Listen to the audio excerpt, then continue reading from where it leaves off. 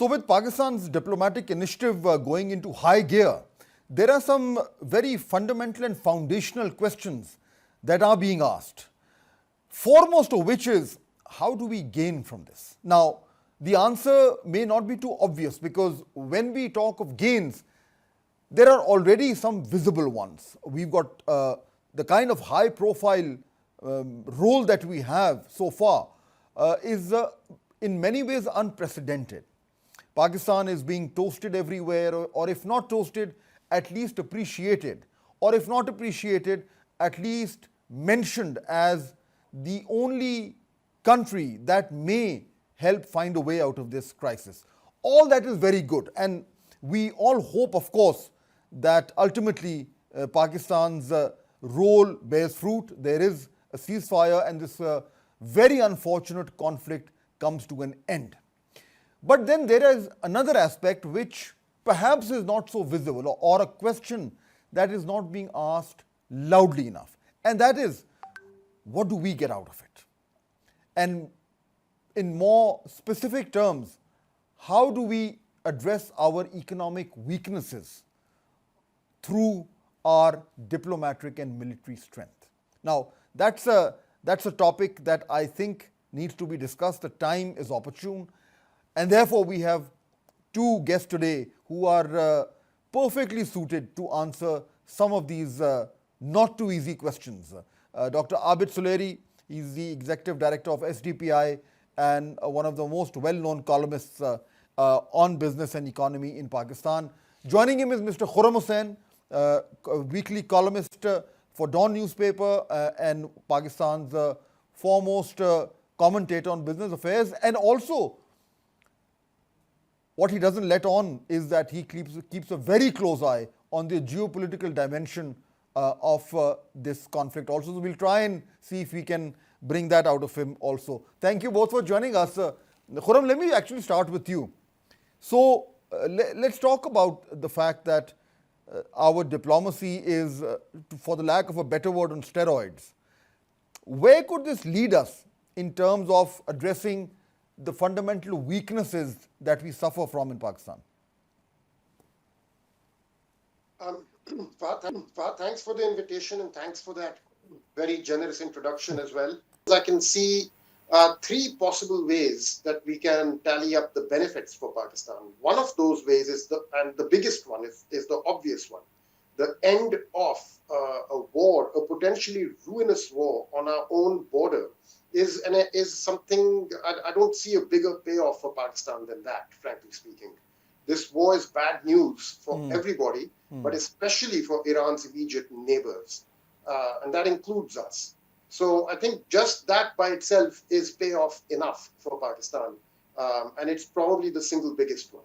But secondly, in our own history, we see at least one other occasion in the past where Pakistan played an outsized role by serving as a bridge between great powers, not to end a hot war necessarily, but to help bring about a realignment in the superpowers' global geopolitics. And that was in the late 60s and the early 70s, when Pakistan worked with the Nixon administration to help bring about the policy of to help implement the policy of détente, and which led to the official recognition of China by the United States. Now, Pakistan played a very central, very important role in that, and that was probably the high point of Pakistan's diplomacy and foreign policy.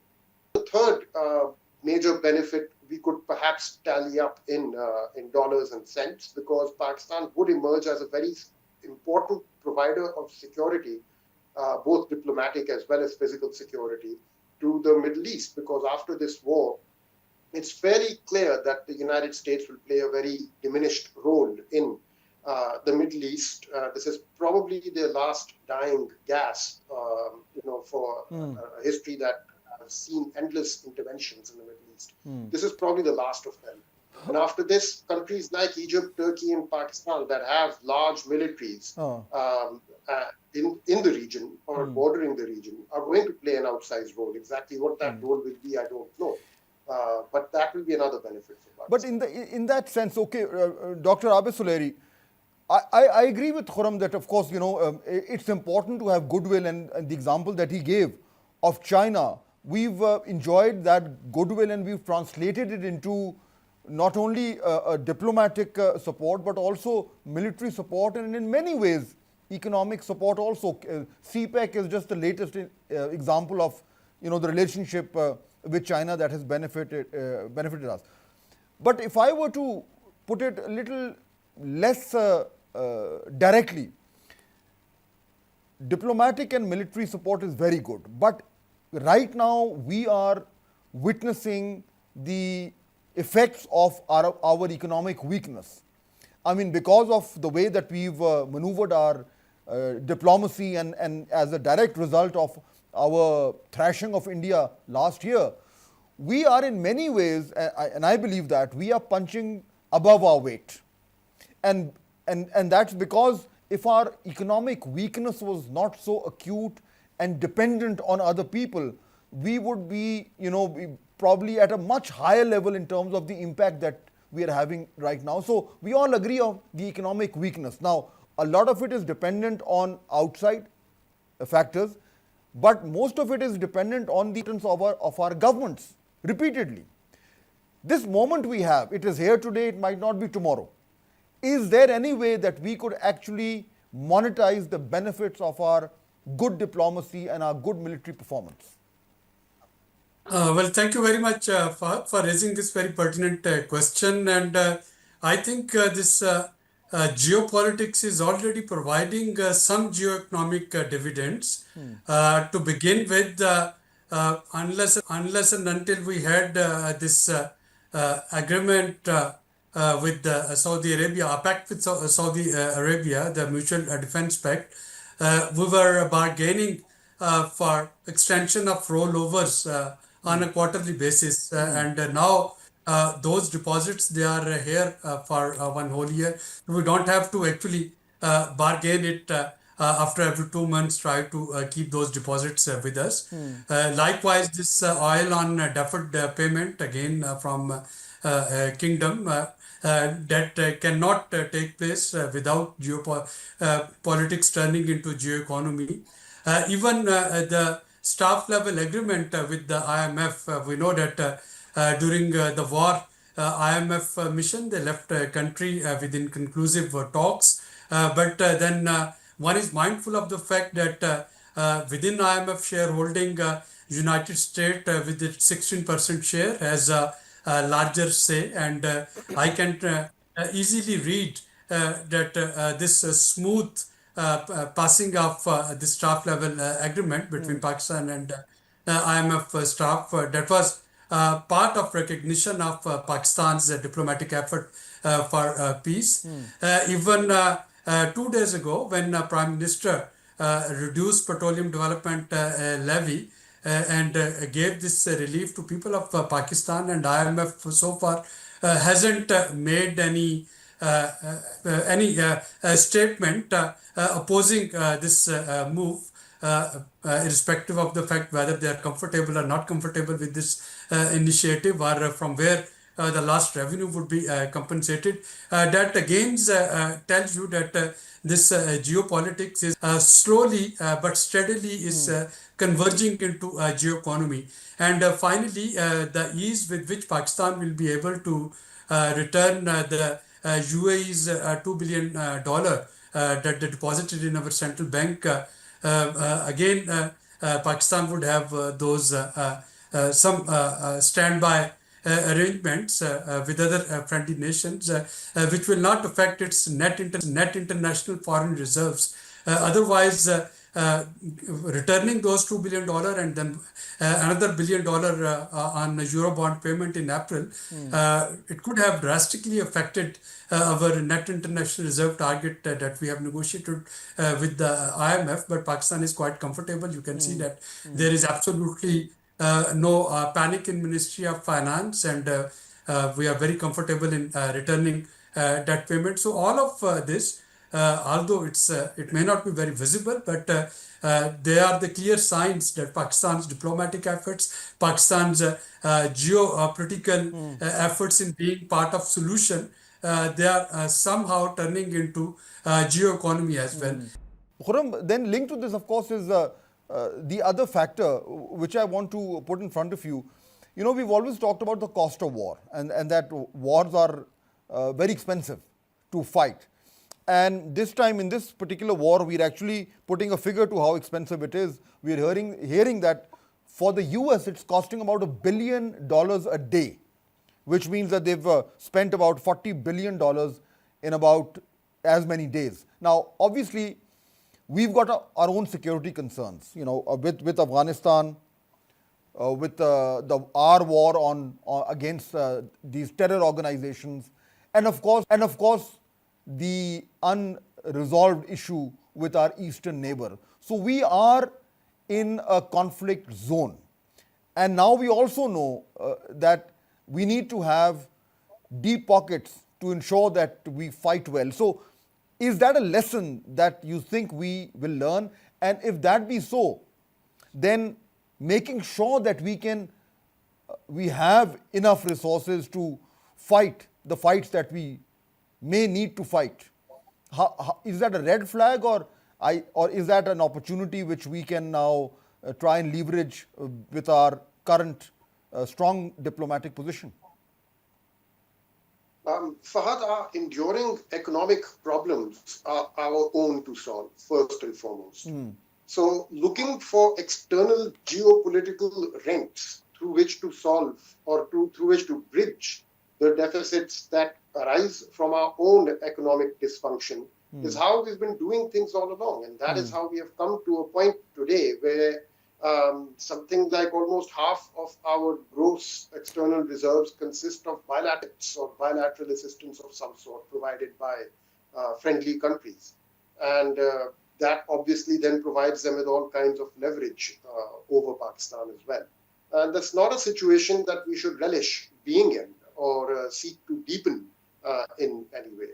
So, and of course, these economic weaknesses impact our ability, or Pakistan's ability, to fight a prolonged war or extend hostilities beyond very limited horizons, because there's only so much foreign exchange reserves, there's only so much fuel stocks, and the cost of replacement of material is also very high.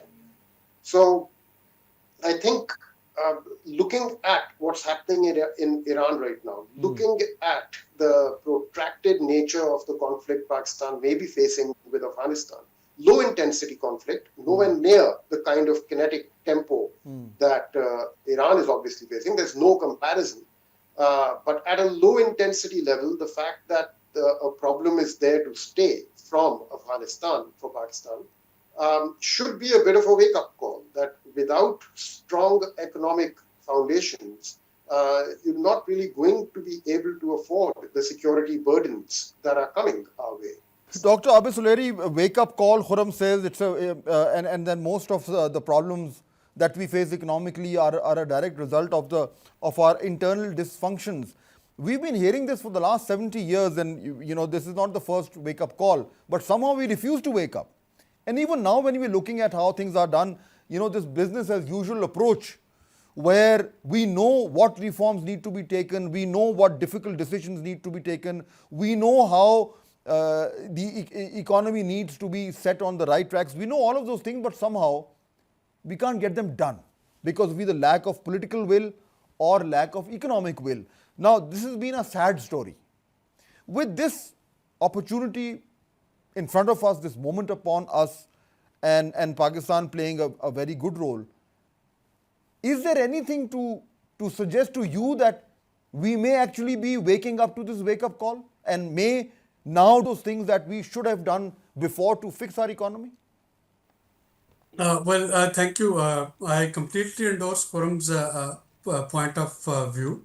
And I'd just like to add, only today, SDPI, we released a report on impact of war on economy. So our forecast based on models and the scenarios of crude prices are that the GDP growth may be reduced by at least 1%. We are expecting the inflation to be in this 2025-2026 until 30th of June to be around 7.5 to 8%, and then perhaps in double figures next fiscal year. And of course, that would also impact the interest rate or the monetary policy as well. The taxation, one has to see either this increase in this indirect taxation to compensate for the subsidies and for the petroleum development levy that is now has been stopped, or there would be a very serious cut on expenditure. So all of these are wake-up calls. Now, I think going forward, what needs to be done is to be more transparent with the people of Pakistan and be honest with ourselves. Of course, as being pragmatic practitioner, some of the geoeconomic advantages of geopolitics and diplomacy that we discussed in your previous question, those are very much there. But then, of course, bringing the house in order is absolutely important. If, for example, we are looking at the opportunity that our exporters or investors, they would bring their dollars back from Middle East to Pakistan. In order to do it, State Bank would have to ease the regulation whereby the Pakistanis or others, they can bring their legitimate foreign currency in Pakistan and they can take out their tax-paid foreign currency with as much ease as possible, so that people, they don't have to put their, or the exporters, they don't have to put their money in safe havens like Middle East. Talking of opportunities, another opportunity that I can foresee whenever the war stops is reconstruction opportunities in the Middle East. Middle East is not like the Middle Eastern countries, they are not like Gaza or Lebanon. One hopes that as soon as the war ends, Qatar, UAE, Kuwait, Bahrain, they will go for very high, intensive civil engineering work for infrastructure reconstruction and others, and that's where our blue service providers, blue collar service providers, they will be able to contribute. Right. But So again, we need to bring our house in order for that's it. a big And thing. That is the yeah, that is the and big if, you know. Can we get our house in order? That is the problem, because we all know that we need to get it done, but we somehow never actually get to it. That is the issue. yes, that remains an issue, but I think we can't keep on relying on external. Of course, one statement on social media and all our these stopgap arrangements for balancing our external or current account deficit, it would be all topsy-turvy. Okay. So Khurram Husain and Dr. Abid Suleri, thank you so much for joining us and sharing your analysis. That's the full frame for tonight. See you tomorrow.